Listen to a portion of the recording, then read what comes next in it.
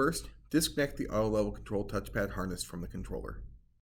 Next, use a drill to remove the 4 screws securing the auto level control touchpad to the unit.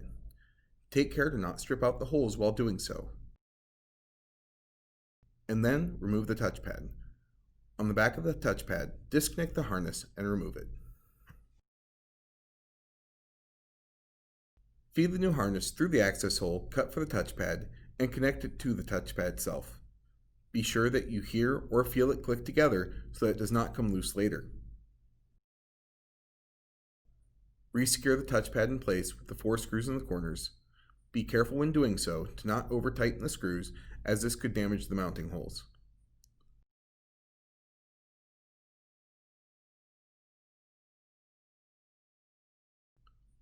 Go back to the controller and connect the new harness until you hear or feel it click into place.